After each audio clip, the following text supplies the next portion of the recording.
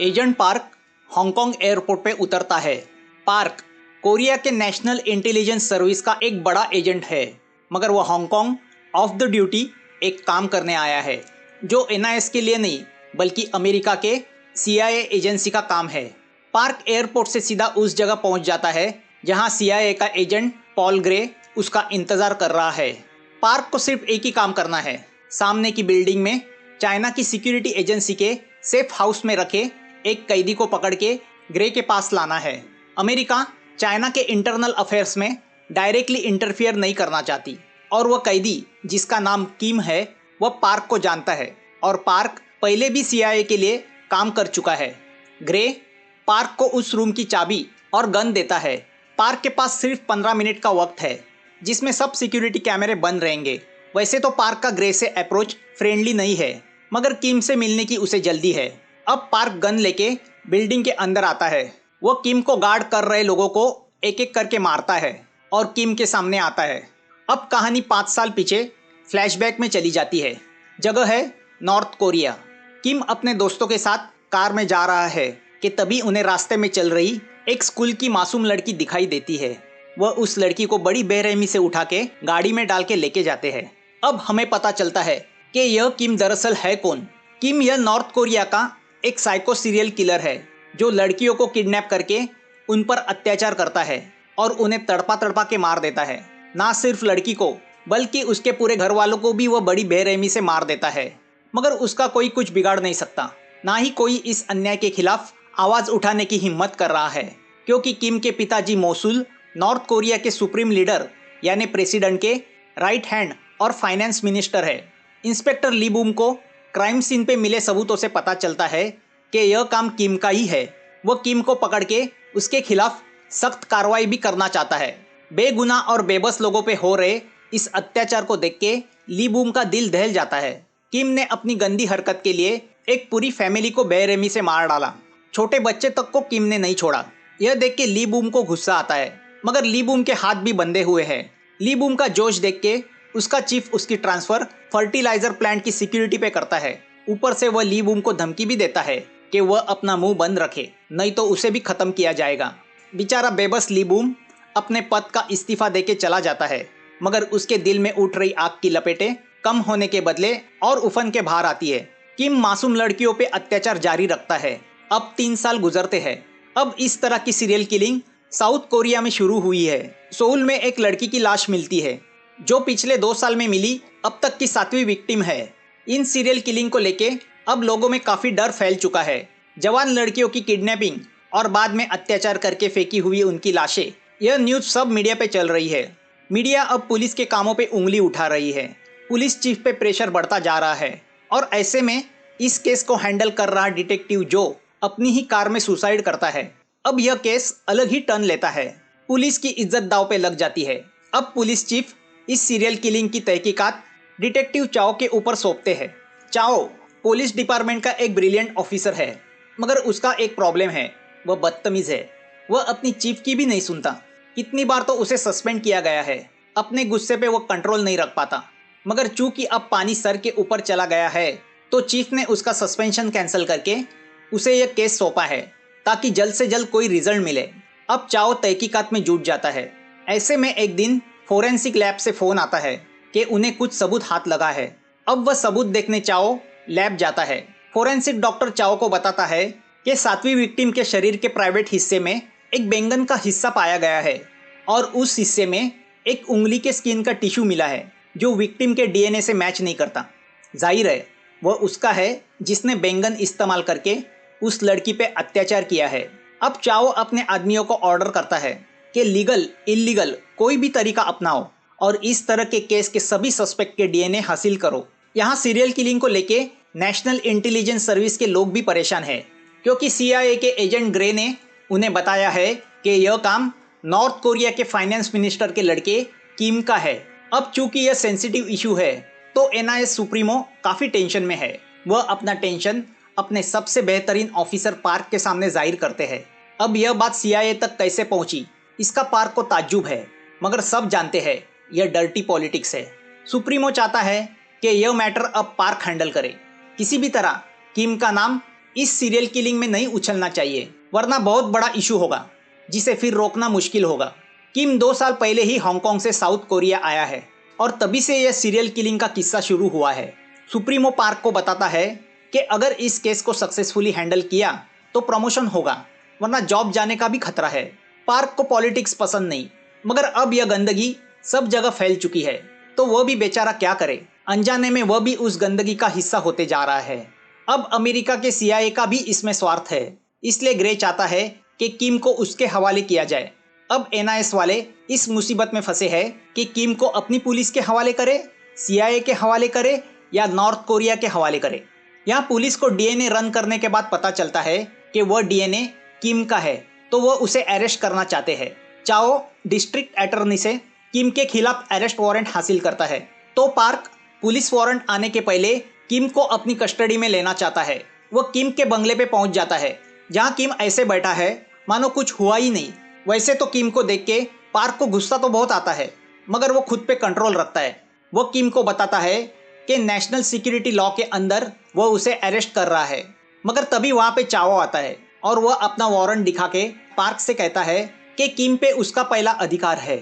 अब पार्क और चाओ दोनों आमने सामने खड़े हो जाते हैं, मगर वारंट के खिलाफ पिटीशन डालने के लिए पार्क को 48 आवर्स लगेंगे, तो वह कुछ कर नहीं पाता। चाओ किम को अरेस्ट करके पुलिस स्टेशन ले जाता है, पार्क सिर्फ देखता रह जाता है। यहाँ ली बूम, जिसे उस 5 साल पहले के वाकयात को लेके किम ने मारने की कोशिश की थी, जिसमें से वह बच गया था, अब वह किम से बदला लेना चाहता है, तो वह किम के दोस्तों को एक एक करके मारता है। यहाँ पुलिस स्टेशन में किम अपने एडवोकेट के साथ बड़े कूलली बैठा हुआ है और मन ही मन मुस्कुरा रहा है। उसकी स्माइल देख के चाओ को बड़ा गुस्सा आता है। किम का वकील चाओ को बताता है कि किम के पास एलाबाय है, मतलब उसके पास सबूत है कि क्राइम के वक्त वह किसी और के साथ था। चाओ किम के वकील से कहता है कि उसके पास किम के खिलाफ DNA सबूत है। किम बताता है कि उसके फार्म हाउस पे बैंगन की प्लांटेशन होती है, वह बैंगन कौन कैसे इस्तेमाल करता है यह उसका लुकआउट नहीं। अब यहाँ बात ऐसी है कि चाओ ने तो सिर्फ DNA की बात की थी, तो किम को कैसे पता चला कि उसके DNA बैंगन के जरिए लड़की के प्राइवेट पार्ट्स में पाए गए हैं। अब चाओ का शक यकीन में बदलता है कि किम ही सीरियल किलर है जो ब्रूटली लड़कियों को मारता है। अब चाओ की टीम किम के झूठे अलाबाई को टेस्टिफाई करने लगती है। वह किम के घर के आसपास के सभी CCTV कैमरा पे कब्जा कर लेते हैं और फुटेज चेक करने लगते हैं, तो NIS वाले पुलिस के इस इन्वेस्टिगेशन पे नजर रखे हुए हैं। अब चाओ की टीम को CCTV कैमरा के फुटेज में सबूत मिलते हैं कि क्राइम के वक्त किम उसी एरिया में था। उसकी गाड़ी को भी टोल नाका से बाहर जाते हुए कैमरा ने कैप्चर किया था। डेट, टाइम सब मैच हो रहा है। अब चाओ किम से इसका एक्सप्लेनेशन मांगता है। किम के अलाबाई भी उस वक्त किसी और जगह थे। चाओ किम के वकील की सारी दलीलें खारिज करता है, मगर इतना होने के बाद भी किम कूल है। दूसरी ओर ली बूम किम के एक साथी को NIS के हवाले करता है, यह सोच के कि वह लड़का उनको किम के घिनौने काम के बारे में बताएगा। पार्क भी यही सोच रहा है कि उस लड़के को किम के खिलाफ गवाही देने के लिए खड़ा किया जाए, मगर ऊपर के पॉलिटिक्स वाले कुछ और ही प्लान कर रहे हैं। किम नॉर्थ कोरिया के फाइनेंस मिनिस्टर मोसुल का बेटा है, हाई प्रोफाइल पर्सन है। USA वाले चाहते हैं कि किम को बेगुनाह बता के बरी किया जाए और उनके हवाले किया जाए, इसलिए अमेरिका कोरियन गवर्नमेंट पे प्रेशर डाल रही है। अब अमेरिका से बैर कौन लेगा? NIS का चीफ अब पार्क पे प्रेशर डालता है कि अगर उसे नौकरी बचानी है तो उसे इस मैटर को सक्सेसफुली हैंडल करना होगा, मगर पार्क समझ जाता है उसे बलि का बकरा बनाया जा रहा है। सब अपनी अपनी चमड़ी बचाने में लगे हैं, डर्टी पॉलिटिक्स। अब पार्क सीधा जाके पुलिस चीफ से मिलता है। पुलिस चीफ के ऊपर मीडिया और लोगों का प्रेशर है, वह किम को गुनहगार साबित करने के पीछे पड़ा है। पार्क उससे कहता है कि ऐसे सिचुएशन में एक दूसरे की मदद करने में ही भलाई है। चीफ कहता है किलर को लोगों के सामने लाना ही होगा। पार्क उसे एक आइडिया देता है कि किम के दोस्त को किम के बदले एज ए सीरियल किलर पेश किया जाए, सब सबूत उसके खिलाफ खड़े किए जाए, किम बचेगा और उनकी नौकरी और इज्जत भी।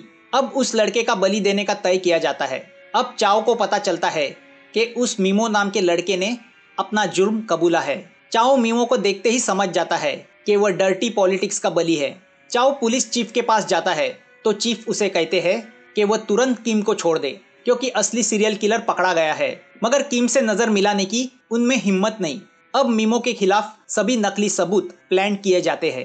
लैब के DNA reports, fingerprints, video clips, सभी जगह मीमो है। मगर चाओ जो सालों से पुलिस में काम कर चुका है, तो वह यह सब ड्रामा जानता है। वह चीफ से पूछता है कि जिस किलर को पिछले 2 साल से पुलिस पकड़ नहीं पाई, आज अचानक उसको लेकर इतने सबूत कैसे मिले। चीफ जवाब नहीं दे पाता। चाओ घर पे आता है तो वहाँ ली बूम उसका इंतजार कर रहा होता है। दोनों एक दूसरे को पहचानते नहीं, मगर एक दूसरे का रिस्पेक्ट करते हैं। ली बूम चाओ को बताता है कि किम ने नॉर्थ कोरिया में 12 मर्डर किए हैं और उनमें से 4 केसेस में तो उसने विक्टिम की पूरी फैमिली को खत्म किया है। ली चाओ को क्राइम सीन के फोटो दिखाता है। ली बताता है किम पहले लड़की के साथ खेलता है, फिर बेरहमी से उसे मार डालता है। क्या ऐसे शैतान को छोड़ देना चाहिए। यहाँ एनआईएस वाले किम की कस्टडी लेने आते हैं, तो अब गुस्सा या चाओ उनसे भिड़ जाता है। उसका गुस्सा देख के किम हंसने लगता है। किम चाओ से कहता है कि वो वीआईपी है और चाओ उसके सामने एक मामूली इंसान है। वो चाओ से कहता है चाओ उन्हीं लड़कियों की तरह बेबस है जिनको उसने टॉर्चर किया, और चाओ भी उन्हीं लड़कियों की तरह एक दिन मार दिया जाएगा। अब चाओ और गुस्सा होके किम को पिटता है। किम स्माइल करता रह जाता है। एनआईएस वाले किम को लेके वहां से चले जाते हैं। चाओ को फिर से कुछ दिन के लिए सस्पेंड किया जाता है। इतनी मेहनत के बाद अपने ही लोगों के कारण मिली हुई हार की वजह से चाओ बहुत गुस्सा होता है। ली बूम चाओ से कहता है कि नॉर्थ कोरिया में सत्ता पलट रही है। किम जोंग की सत्ता आ रही है, जो किम के पिता मोसुल के खिलाफ है। अगर ऐसे माहौल में किम को नॉर्थ कोरिया के हवाले किया गया तो वहाँ उसे फांसी होगी। और ली बूम चाहता है कि किम को उसके देशवासियों के सामने सरेआम फांसी हो। मगर अब किम चाओ के चुंगल से निकल चुका है, तो अब वह ली की मदद करने में हेल्पलेस है। अब किम को एनआईएस के एक सेफ हाउस में रखा जाता है, जहां से उसे यूएसए के हवाले किया जाएगा। एनआईएस का एक ऑफिसर उस पर नजर रखे हुए है। तभी रूम में एक लड़की आती है, जिसको देख के किम का दिल ललचाता है। उसके अंदर का शैतान जाग उठता है। दूसरी ओर एनआईएस चीफ पार्क के काम पे बहुत खुश है। वो उसे नए केबिन के साथ प्रमोट करना चाहता है, मगर पार्क अंदर से दुखी है कि डर्टी पॉलिटिक्स के चक्कर में वो इंसानियत भूल गया। तभी पार्क को खबर मिलती है कि किम ने एक लड़की पे हमला किया है और उसे जान से मारने की कोशिश की है। अब पार्क वहां आके किम की पिटाई शुरू करता है। किम से पार्क को पता चलता है कि 2 साल पहले जब सीआईए ने किम को साउथ कोरिया में एंट्री दी थी, तो एनआईएस को तभी पता था कि किम एक वीआईपी क्रिमिनल है। फिर भी अमेरिका के प्रेशर में आके उन्होंने एक सीरियल किलर को अपने देश में घुसने दिया। किम ना सिर्फ शैतान था, बल्कि वीआईपी भी था, जिसको बचाने में बड़ी एजेंसी लगी हुई है। पार्क किम को पिटता है, मगर किम जानता है कि पार्क चाहकर भी उसे मार नहीं सकता, क्योंकि कोरिया तो अमेरिका की गुलाम है। उसकी बातों से पार्क को बहुत गुस्सा आता है, मगर किम सच कह रहा था। पार्क हाई अथॉरिटी के आगे बेबस था। यहाँ ली बूम का चाओ को फोन आता है। वह चाहता है कि चाओ किम को उसको हैंडओवर करे, मगर चाओ उसे बताता है कि अब यह पॉसिबल नहीं, क्योंकि उसे इस केस से हटाया गया है।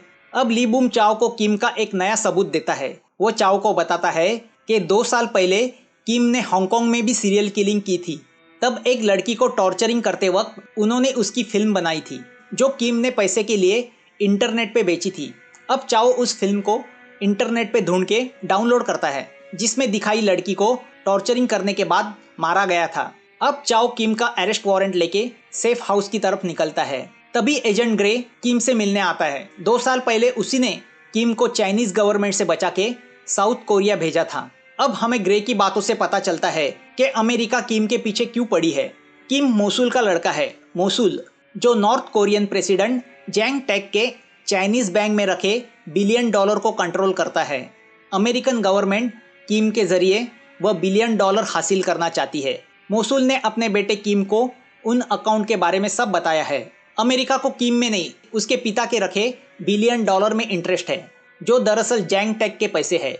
ग्रे किम को ऑफर देता है कि अगर वो उसे उन अकाउंट के बारे में बताएगा तो वो उसे रिहा करेगा। यहाँ हमें पता चलता है कि किम ने ना सिर्फ नॉर्थ कोरिया, हांगकांग और साउथ कोरिया में सीरियल किलिंग की है, बल्कि जब वह रशिया में पढ़ रहा था तो वहाँ भी उसने मासूम लड़कियों को अपने स्टाइल से मारा है। अब ग्रे पार्क का मजाक उड़ाता है। वह पार्क से कहता है 2 साल से यह किलर तुम्हारे देश में 7 लड़कियों को मार चुका है और तुम्हें कुछ पता नहीं। हमें तो बाहर रह के भी किम के बारे में सब पता है। हम किम को तुम्हारे देश में रख के उस पर नजर रख रहे थे।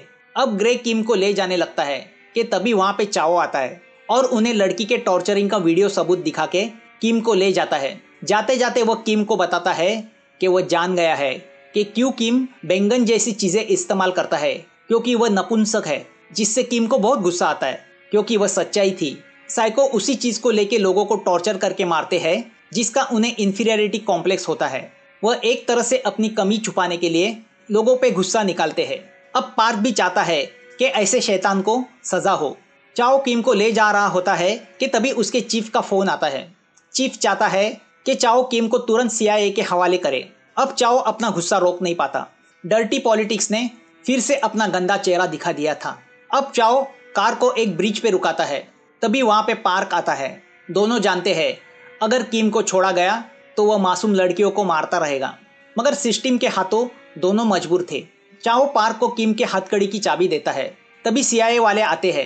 एक एजेंट किम की हथकड़ी खोल देता है कि वही मौका देख के किम उसकी गन निकाल के सामने खड़े चाओ पे गोलियां चलाता है।